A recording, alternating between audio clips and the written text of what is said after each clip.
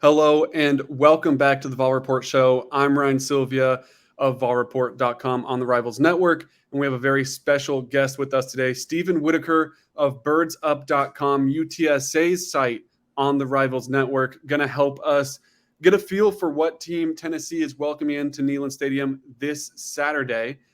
And Stephen, UTSA, it's a program that's been on the rise recently, but not necessarily one that maybe a Vol fan who keeps their focus on the SEC or maybe just Tennessee is fully familiar with. So, recapping it, they're coming off an 11-3 season. They're back-to-back Conference USA champions, but now moving into the American.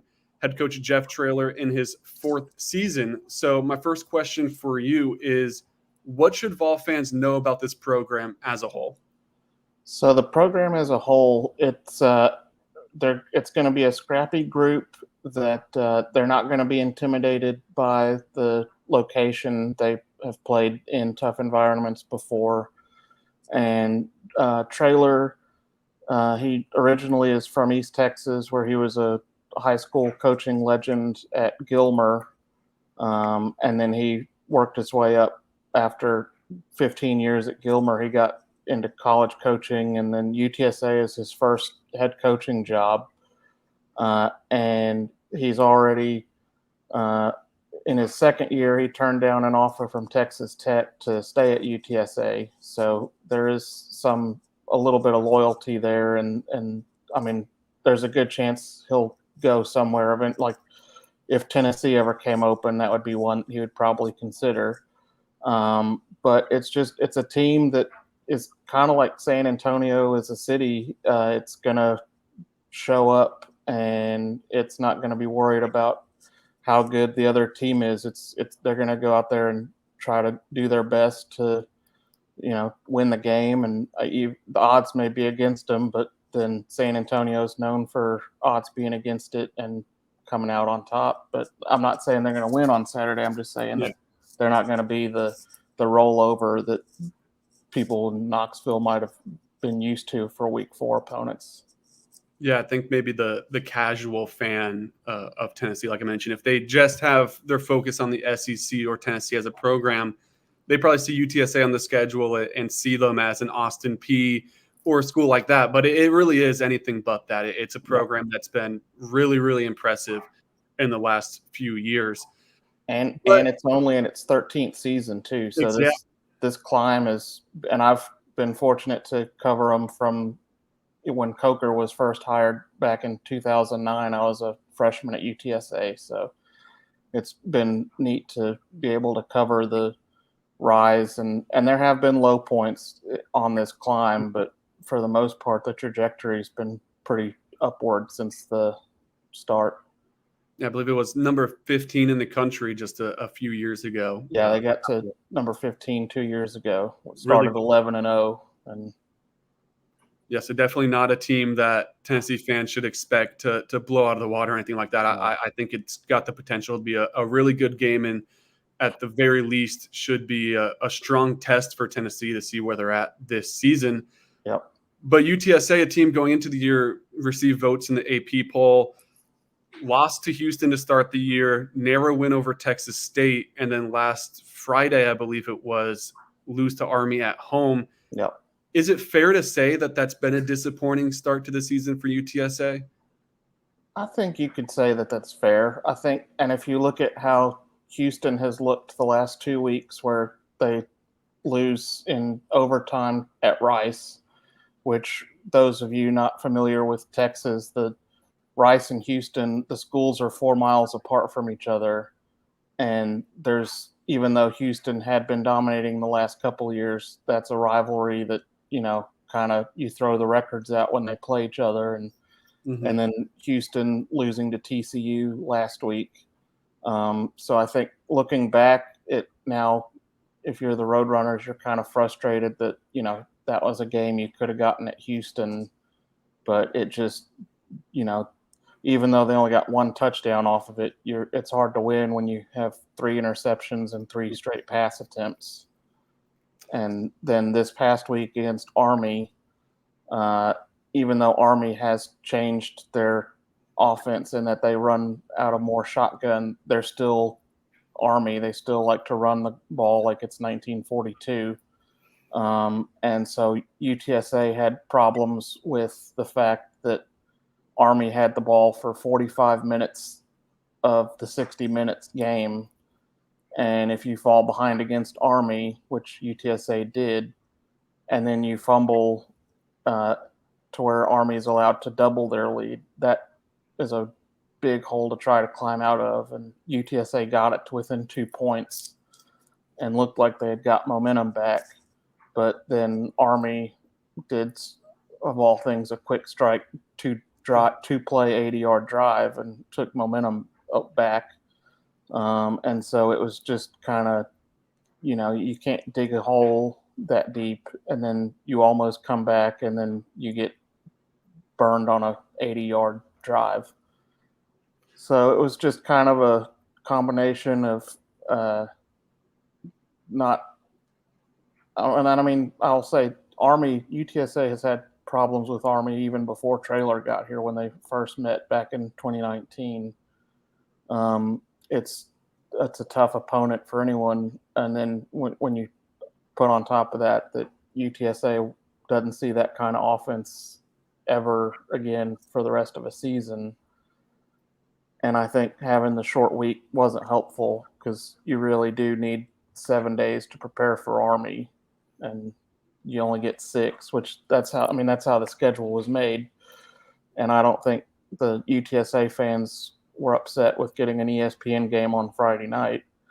Although Traylor has mentioned he's not a fan of Friday night games, but then that's his Texas high school coach history speaking. So it was just, the opportunities were there for UTSA, but they just didn't capitalize. And then you give up the one turnover in the game turns into 7 points. And then the difference in the game, it's an 8-point game. So, who's to say you don't fumble there? It's a different game. Is there one thing you think you can point at and say that's why UTSA isn't off to the best start? I know we'll talk about the Frank Harris situation soon. Is it just the quarterback play? Is there more to it? What would you, if you could, point out to be the biggest issue right now? I think you could point to 2 injuries, which, every team has injuries, but UTSA, obviously Harris had 4 surgeries in the offseason, and so he was just now getting into game rhythm, and then he hurts his toe against Texas State. And then on that same drive that he hurt his toe, the Roadrunner, one of the key starters on the offensive line, Mekhi Hart, goes down with a leg injury and is out for 6 to 8 weeks, but maybe more. And so that's an important cog in the offensive line that you then have to shuffle guys around. And then on defense, last week against Army, Trey Moore, who's one of the better outside linebackers in the conference, goes down with a foot injury. And so that's one thing is, you haven't been able to stay healthy. The other is, and they had the same issue last year, they're not getting turnovers on defense. And that is something that, of course, last year they finally got their first turnover week 4, but they're playing against Texas Southern, which is another school from Houston that's at the FCS level. So I'm not saying they're going to get turnovers this weekend, but that was kind of what started their run. And they ended up with 22 turnovers on defense last year. So I think and Traylor has mentioned it in one of his press conferences that it's like all they need is one, and it might be that the floodgates start opening. Mm-hmm. And sometimes there's a lot to that.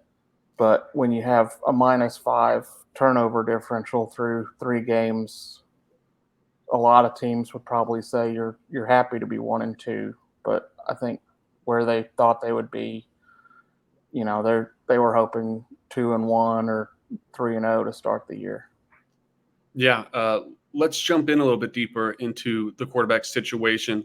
Frank Harris is that guy. He's been that guy for UTSA since 2020, even getting some reps in 2019. He's questionable heading into this game with the turf toe. I want to know, first of all, do you expect him to play? What's kind of the vibe around the program right now in terms of the expectation if he'll play or not? And then Eddie Lee Marburger, a guy that's also been around the program for a little bit, has been the one to step up in his absence. Kind of what's the difference between the two? What just if it's Frank Harris, what are you going to get? If it's Eddie, what are you going to get? What does that look like when you're talking about that QB2 possibly playing? So I think with Frank, it's gonna be like where they against Army, where it was right up until the pregame warmups when you didn't know if he was going to play or not, and then in the warmups he came out with his jersey on and basketball shorts, and the boot that had been on his foot since the end of the Texas State game was still on, and so that was when you kind of found out that he wasn't. I think that's probably going to be a similar in that you won't know if he's playing or not until he comes out for pregame warmups. And if he's, out on the field throwing, then there's probably a good chance he'll play. But if he's not, then it's Eddie Lee. And I think probably the best thing that happened for Eddie Lee was that his first start came against Army and not Tennessee, because he was able to do some things against Army's defense and their secondary that he probably wouldn't have been able to accomplish against Tennessee, like the Hail Mary at the end of the first half. Mm-hmm. I mean, he probably could have thrown that from 54 yards, and it was 44 yards. But I think the height that Tennessee has compared to Army, a couple of balls might have been able to get up there and knock it down. But credit to Tyke Ogle-Kellogg for climbing over two Army defenders to come down with it. And it was a big play at the time. So I think Eddie, and he showed Friday that he can get you the long ball. All three of his touchdowns were at least 40 yards. So if you give him time to find someone deep, he has a good chance of connecting.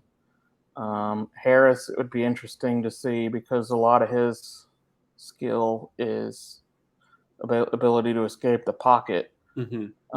But if he's not 100%, how easy is he going to be able to get out of the pocket if his toe is still bothering him?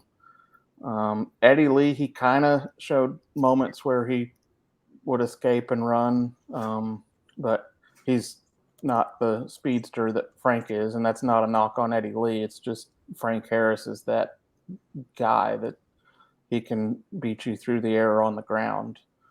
And in each of the last 2 years, Harris has been either the second or third leading rusher for UTSA, so he isn't afraid to tuck it and run.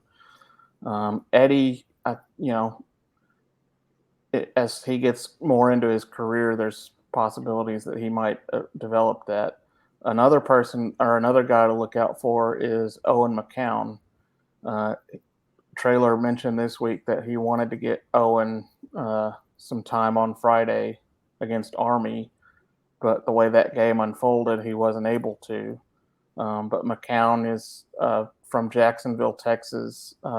His dad and uncles all played for Coach Traylor when Traylor was an assistant at Jacksonville High School.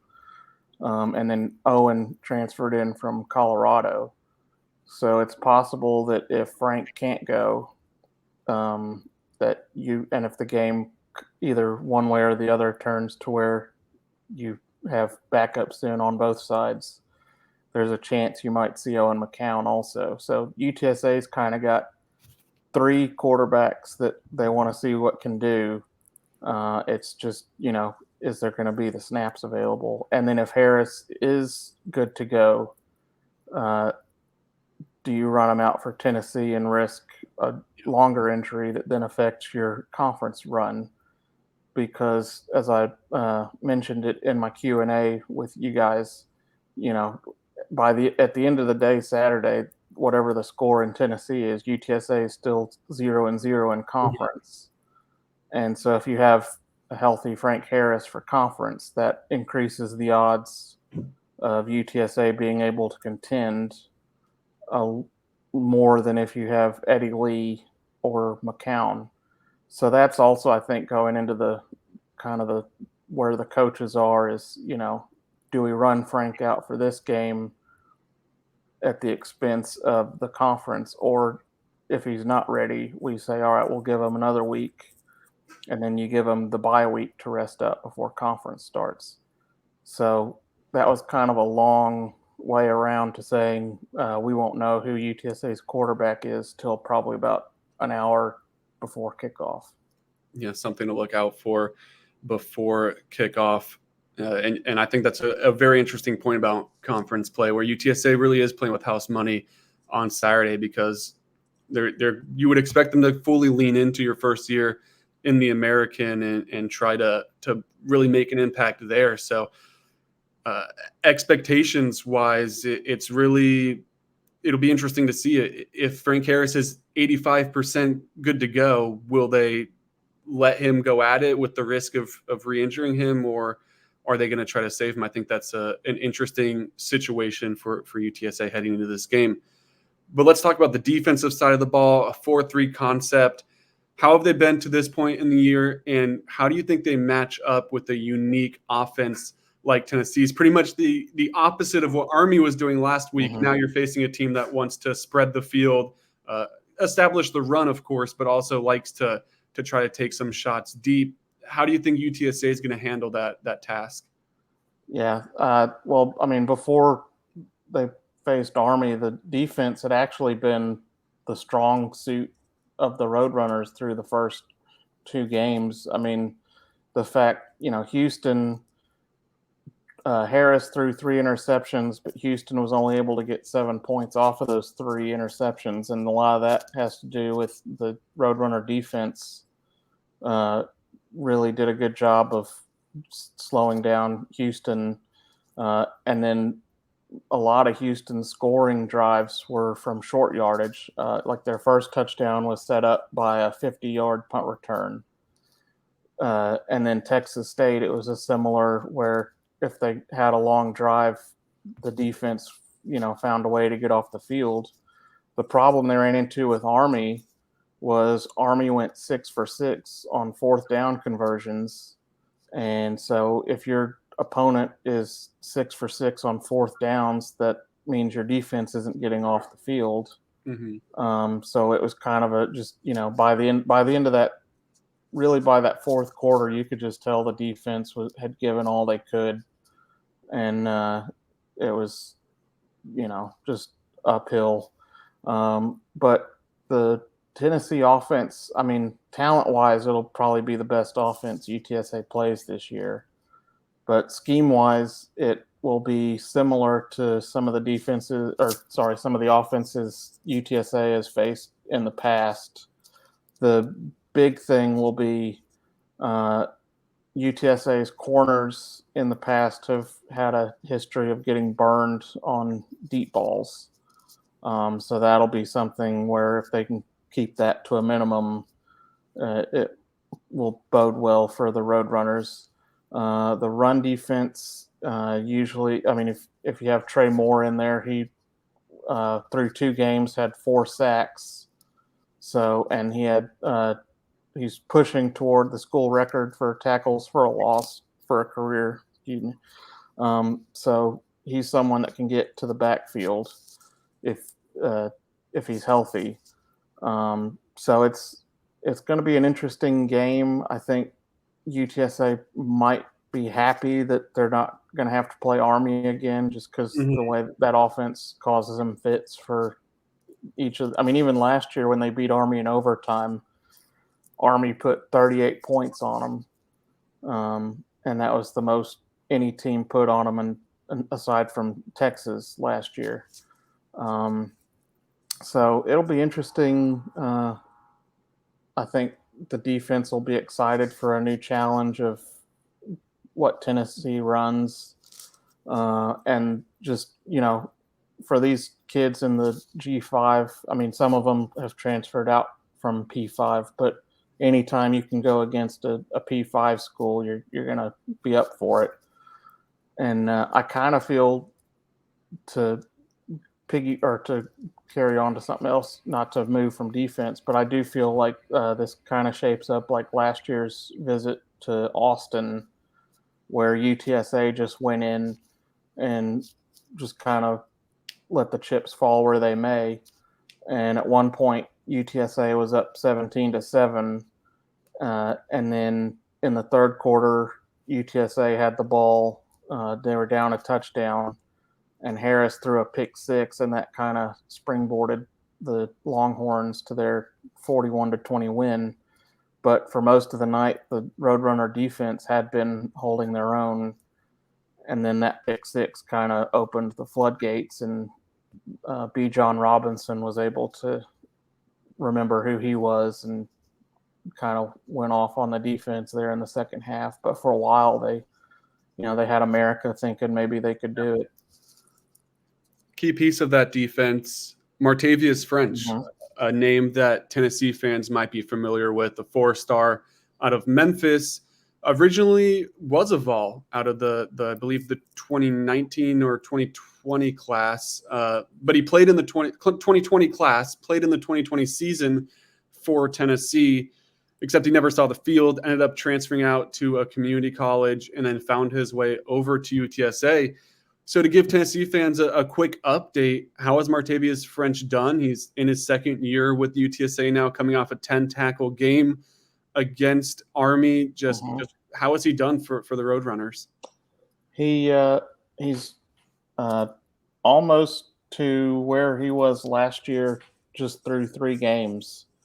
So last year he had 23 total tackles, 13 solo. This year he's already up to 17 tackles, 7 solo. So he's definitely gotten more involved with the defense this year. And I think he had a couple of big plays against Houston. And then he had some good tackles against Texas State. Other thing he kind of does is he opens the door for the other guys to get in, and so there's plays that maybe won't show up on stats, which I always thought there should be like an assist on sacks. So like if for example, let's say French pulls the double team of the guard and the center, and that opens the door for a Trey Moore or a Brandon Brown to get to the quarterback, that he should be recognized that by pulling the double team, he opened the door for that sack. So maybe you guys in the SEC, y'all can get that tracking around the country that, hey, let's give guys assists for sacks for like if they pull a double team or something, because y'all got that sway.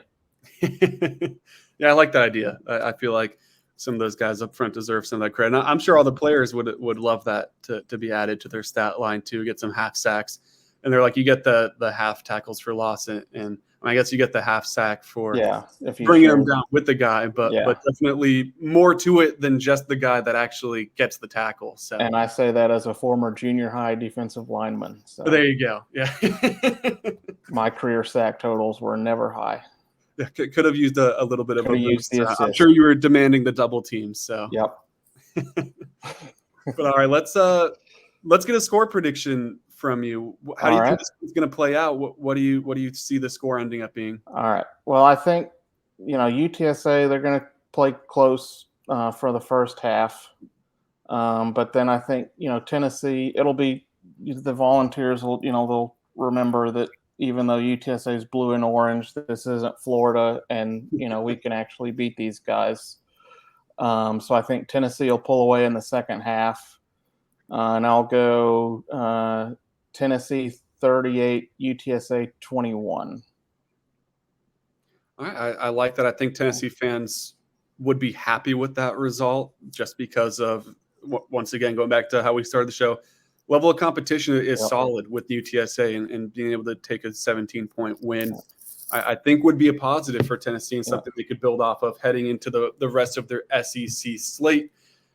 But Stephen, thank you for joining us. I would like to, before we go, point out this will be UTSA's 150th game as a program. There you go. So That's because we mentioned earlier as well the path they've taken to becoming a really solid program has been so interesting just because of the recent start to the program. Yep. You look at all these SEC teams and first year playing 1910. UTSA, it hasn't been that long. So Yep. that's First year was 2011. that's a really cool mark that I didn't realize that was kind of the annual game for them, 150. So that'll be a cool thing to look out for as well, for sure. But thank you for hopping on. Tell the people where they can read your stuff, where they can find you on socials. So I am birdsup.com is our website. And then Twitter or X, whichever you want to call it. I still call it Twitter. Is at Stephen Whit 89, and that's Stephen with a PH, as the good Lord intended. And so, in addition to UTSA, I also am the beat writer for San Antonio FC for the San Antonio Express News, and occasionally cover the San Antonio Missions baseball team. So come for the UTSA coverage and stay for the San Antonio professional sports teams. There you go. Head over to Stephen Whit 89 at Twitter or X and be up to date on this UTSA team. Be the smartest one at the tailgate this Saturday and read some of Stephen's stuff and be able to flex some Roadrunner knowledge on your friends and family this weekend ahead of this game. And if Tennessee wins, you can tell your friends that the Vols were the first team in the volunteer state to beat UTSA. There you go. The Roadrunners are 3-0 in the state of Tennessee coming into Saturday. So, who are the other programs they played, if you can remember off the top of your head? They beat Middle Tennessee twice before departing Conference USA. Okay. And then 2 years ago, in what remains one of my favorite correct predictions, they went into Memphis. They fell behind 21-0 and then came back and won 31-28. But in the lead up to that game, in my prediction and in a podcast with the guys at Alamo Audible, which is another good source for UTSA information, I said that UTSA would beat Memphis 31-28 on a last-second field goal. And when it happened, my phone blew up from people saying, "You were right. Why didn't you go to Vegas?" And I said, "That was the one time I'll be right." And I think I've been right once or twice other than that. So I'm about 3 for 149, which isn't bad. Yeah, we'll have to see if you can add another one this Saturday after the score prediction you just gave. But Tennessee fans don't really have a lot of beef with MTSU, but I'm sure a lot of them will be happy to hear that UTSA took down their kind of in-state rival on the other side of the state in Memphis. So looking for that first win as a state over UTSA within the confines of the volunteer state. But Stephen, thank you for joining. We appreciate it. Best of luck this Saturday, of course.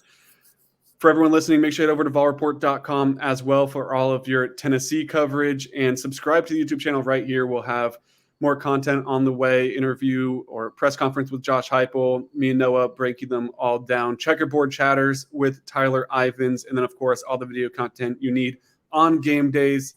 Thank you so much for listening or watching, whether it's here on YouTube or over on Apple or Spotify, and we appreciate the support as always. Thanks.